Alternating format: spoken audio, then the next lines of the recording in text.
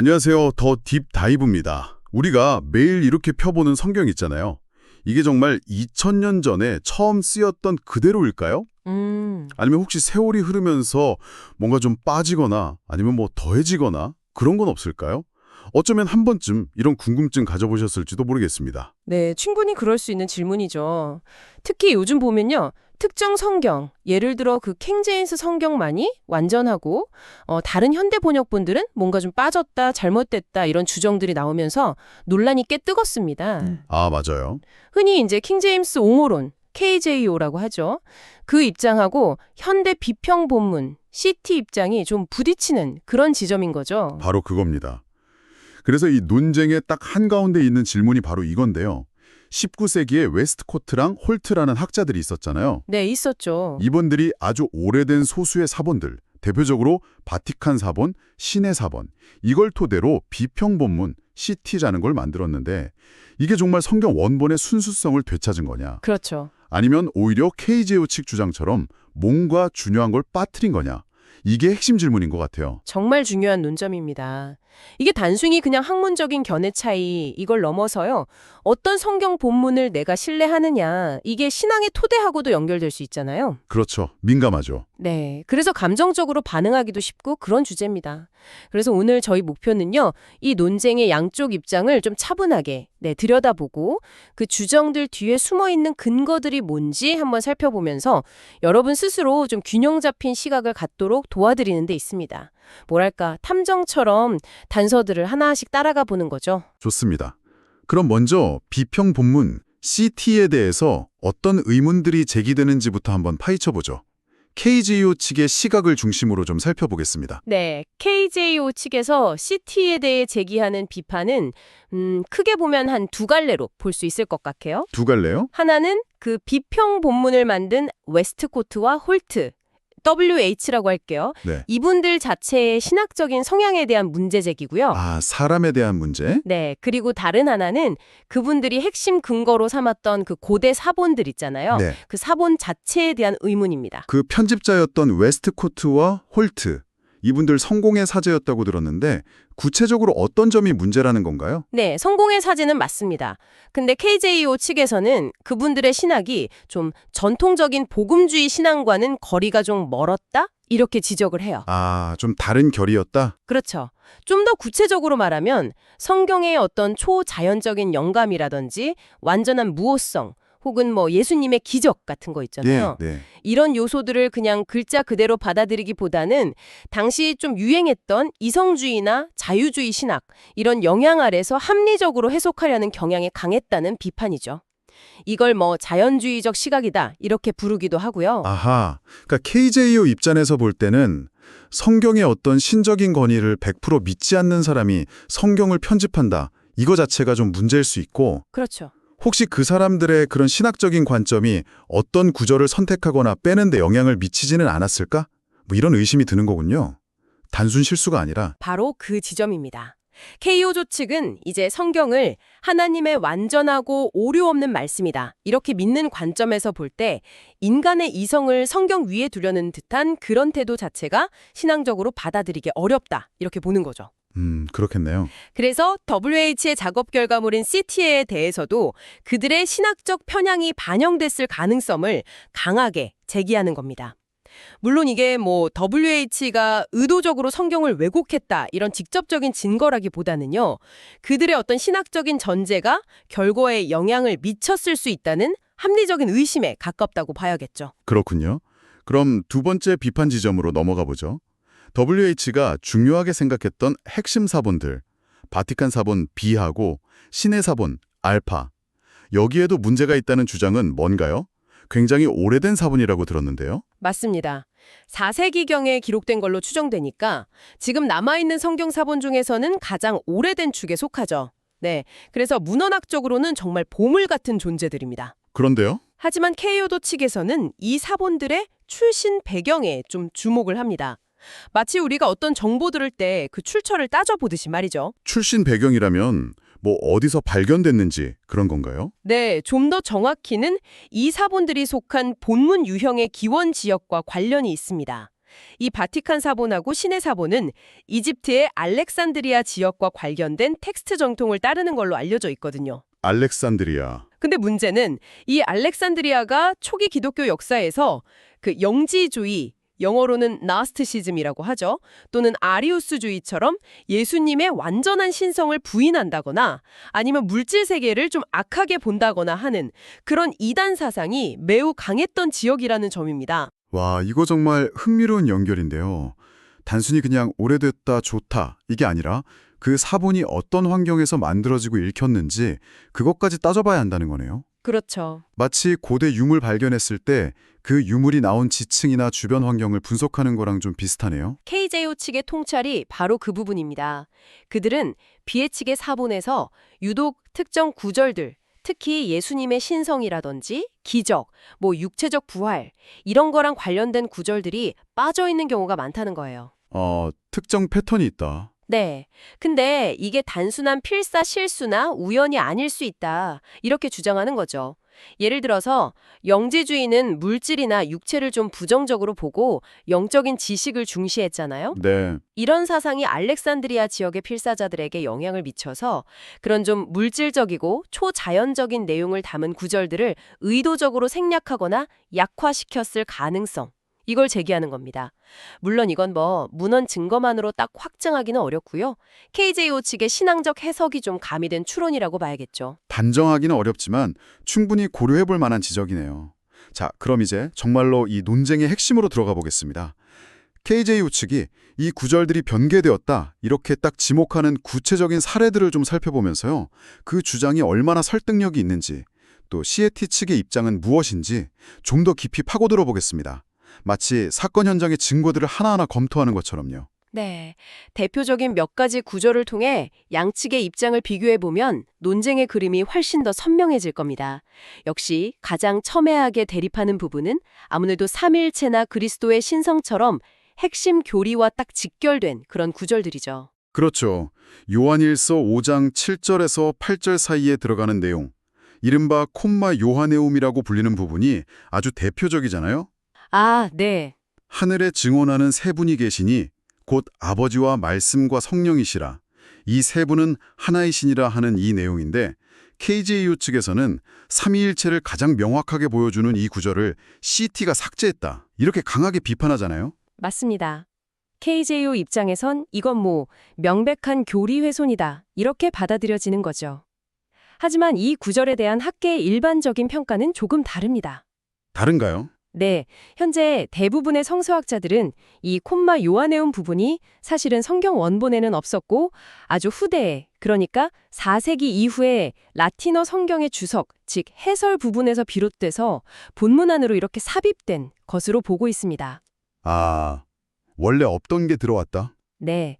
왜냐하면 가장 중요하고 오래된 헬라어 사본들 대부분에서 이 구절이 발견되지 않기 때문입니다.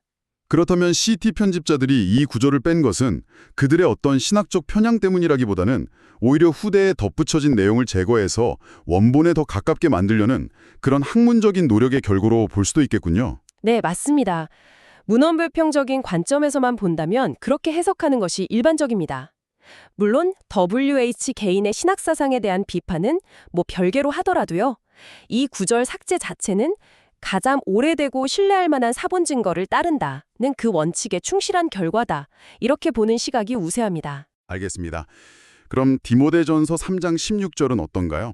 크도다 경건의 비밀이여 그렇지 않다 하는 이 업도다 그는 육신으로 나타난 바 되시고 여기서 KJV 같은 경우는 하나님 갓께서 육신으로 나타나셨다 이렇게 되어 있는데 CT 기반 번역본들은 그 희가 육신으로 나타나셨다 이렇게 번역하는 경우가 많죠. 네, 그렇죠. KJO 측에서는 하나님을 그로 바꿔서 예수님의 신성을 약화시키려는 의도가 있다 이렇게 비판하는데 이건 어떻게 봐야 할까요? 이 구절은 앞서 말씀드린 콤마 요하네움보다 훨씬 더 복잡하고 민감한 문제입니다. 더 복잡해요? 네, KJU 측의 신앙적인 우려는 충분히 이해가 갑니다. 왜냐하면 하나님, 헬라어로는 세우스라고 하죠. 이 하나님으로 읽는 사본 증거도 상당히 많아요. 이것도 증거가 있군요. 네. 그리고 또 헬라어로는 호스라고 하는데요. 이 그로 읽는 사본 증언, 특히 가장 오래된 사본인 바티컨 B하고 시내 X 사본의 증언도 강력하기 때문입니다. 이게 헬라어 대문자로 쓰면 테오스하고 호스가 모양이 좀 비슷해서요. 필사 과정에서 혼동이 있었을 가능성도 제기되고요. 그렇다면 이건 정말 판단하기 어려운 문제네요. 혹시 웨스트코트와 홀트가 자신들의 신학적 성향 때문에 의도적으로 그라는 읽기를 선호했을 가능성, 이것도 완전히 배제할 수는 없는 걸까요? 네, 그런 해석의 여지가 충분히 존재합니다. CT가 가장 오래된 사본 증거를 따른 것은 사실이지만 이 구절이 갖는 교리적 중요성을 생각할 때 전통적인 읽기인 하나님이 오히려 오랜 세월 동안 교회를 통해 보존되어 온 더 정확한 표현일 수 있다. 이런 반론도 만만치 않거든요. 그래서 WH의 잠재적인 탄이안이 작용했을 가능성을 의심해 볼 만한 상당히 민감한 지점이라고 할 수 있죠. 어느 한쪽이 100% 옳다, 이렇게 단정하기 어려운 대표적인 사례 중 하나입니다. 정말 그렇군요. 이번에는 마가복음 16장 9절부터 20절까지 이른바 긴 결말 부분으로 한번 가볼까요? 부활하신 예수님의 행적하고 제자들에게 나타날 표적에 대한 내용인데 이것도 CT 계열에서는 본문이랑 구분해서 각주로 처리하거나 아예 빼는 경우도 있잖아요. 네, KJU 측에서는 이 부분을 WH가 자신들의 그 자연주의적, 이성주의적 관점에서 볼 때 초자연적인 기적 이야기를 받아들이기가 좀 어려워서 의도적으로 빼려고 했다. 이렇게 강하게 비판합니다. 기적 이야기가 불편했다. 그렇죠. 물론 이 부분의 문체나 어휘가 마가복음 앞부분하고 약간 좀 다르다는 문헌학적인 지적이나 또 가장 오래된 사본 중 일부에는 이 결말이 없다는 증거도 있습니다. 분명히 있어요. 네. 하지만 KJO 측에서는 그런 문헌학적인 이유보다는 내용 자체, 즉 기적 이야기가 WH의 눈에 거슬렸기 때문에 배제된 거 아니냐, 이렇게 보는 경향이 강합니다. 이 부분에 대해서는 정말 여러 의견이 갈리는 것 같은데 어떻게 이해하면 좋을까요? 좀 정리가 필요할 것 같아요. 네, 좀 다양한 관점을 고려해야 하는 부분인데요. 일단 문헌적인 증거들, 그러니까 일부 초기 서본에 이 부분이 없거나 문체가 좀 다르다는 점은 분명히 존재합니다. 그건 사실이에요. 네. 하지만 동시에 KJO 지지자들을 포함한 일부에서는요, 부활 후의 기적적인 사건들을 담고 있는 이 내용을 WH가 적극적으로 문제 삼은 배경에는 그들의 어떤 신학적 경향, 즉 초자연적인 현상을 설명하기를 좀 주저하는 그런 이성주의적 관점이 작용했을 수 있다. 이런 합리적인 의문을 제기합니다. 아, 단순히 문헌 문제만은 아닐 수도 있다. 네, 특히 이 긴 결말 부분의 내용 자체가 신앙적으로 문제가 있다기보다는 오히려 초대교회에서 널리 읽히고 받아들여졌다는 그런 증거들도 있거든요. 아, 그래요? 네. 따라서 이걸 그냥 단순히 후대의 첨가물이다 이렇게만 치부하기에는 좀 어려운 측면이 있어서요. CT 입장에서 명쾌하게 설명하기에는 다소 좀 까다로운 부분으로 남아 있습니다. 양쪽 다 일리가 있어서 정말 판단이 쉽지 않네요. 자, KJO의 비판들을 쭉 들어보니까 분명히 우리가 생각할 지점들이 많습니다. 그런데 여전히 궁금한 것은 왜 오늘날 많은 학자들이나 현대 번역본들이 그럼에도 불구하고 비평 본문, CT를 더 선호하고 그 기반 위에서 작업을 하느냐는 겁니다. 그렇죠. 단순히 KJO 측 주장처럼 이게 사찬의 역사라거나 거대한 음모라고만 볼 수는 없을 텐데요. 혹시 KJO가 잣대 기준으로 삼는 그 전통 본문, TR이라고 하죠. 텍스투스 리셉투스. 이 TR 자체에는 어떤 약점이나 한계가 있었던 걸까요? 아주 정확한 질문입니다. 네, KJO의 비판에 귀 기울일 부분이 분명 있음에도 불구하고 CT가 주류가 된 데에는 분명 이유가 있습니다. 먼저 좀 짚어야 할 점은요. KJO가 금과 옥조처럼 여기는 그 TR, 즉 킹제임스 성경의 번역 대본이 된 헬라어 본문 자체도 완벽하게 오류 없는 순수한 원본이라고 보기는 어렵다는 사실입니다. TR에도 문제가 있었다는 말씀이신가요? 네, 그렇습니다. 예를 들어서 TR을 처럼 편집했던 에라스무스라는 학자가 있잖아요. 네, 에라스무스. 이분이 작업 당시에 참고할 만한 헬라어 요한계시록 사본이 좀 부족해서 마지막 몇 구절은 가지고 있던 라틴어 성경, 불가타라고 하죠. 그걸 보고 거꾸로 헬라어로 번역해서 채워 넣었다는 아주 잘 알려진 일화가 있습니다. 아, 라틴어를 헬라어로 역번역했다고요? 네. 그리고 앞서 언급했던 그 논란의 콤마 요하네움, 요한일 5.78. 이것도 에라스무스 초판에는 없었는데 당시 카톨릭 교회의 압력에 못 이겨서 후대의 판본에 확실한 헬라어 사건 증거 없이 그냥 추가했다는 점도 지적됩니다. 아하, 이런 사례들은 TR 역시 인간의 편집 과정과 어떤 역사적 상황 속에서 만들어졌고 오류 가능성에서 완전히 자유롭지는 않다는 것을 보여주는 거죠. 그리고 결정적으로 TR이 의존하는 사본들의 연대가 CT의 핵심 사본들보다 훨씬 후대라는 점, 이것도 중요한 차이겠군요. 맞습니다. 그게 아마 결정적인 약점 중 하나일 겁니다. TR은 주로 10세기 이후에 필사된 후기 비잔틴 계열의 사본들, 그러니까 수적으로는 굉장히 많아요. 하지만 연대적으로는 상대적으로 좀 늦은 사본들에 크게 의존합니다. 10세기 이후면 꽤 차이가 나네요. 그렇죠. 반면에 CT는 그보다 600년 이상 앞선 4세기 사본인 바티칸 비하하고 신의 알렉 사본을 가장 중요한 증거로 삼습니다.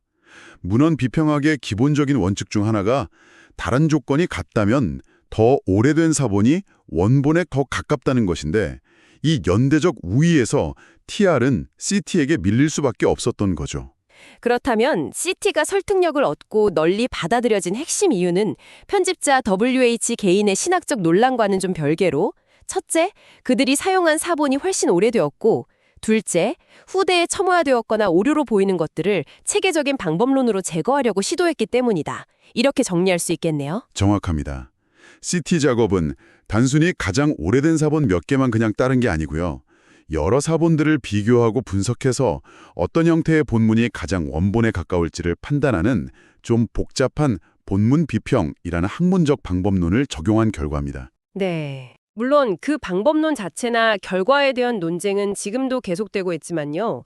적어도 TR에 포함된 것으로 보이는 후대의 첨가나 필사 과정에서의 오류들을 제거함으로써 더 간결하고 원본에 가까울 가능성이 높은 본문을 제시했다는 그 학문적 성과를 인정받은 것이죠. 그리고 또 하나, 사람들이 CT 기본 번역본을 받아들이는 데 중요했던 지점은 어쩌면 CT에서 빠진 것으로 지적되는 구절들이 없더라도 기독교의 핵심 교리를 이해하고 믿는 데는 큰 문제가 없다. 이런 인식이 퍼졌기 때문이 아닐까 싶어요. 네, 그 점이 실질적으로 매우 중요했습니다. 예를 들어서 삼위일체라든지 그리스도의 신성, 또 피 흘림을 통한 대속, 구원의 길 같은 이런 핵심 진리는요, 논란이 되는 특정 구절이 아니더라도 성경 전체의 다른 많은 구절들을 통해서 분명하게 선포되고 있거든요. 네, 그렇죠. 다른 곳에도 많이 나오죠. 네.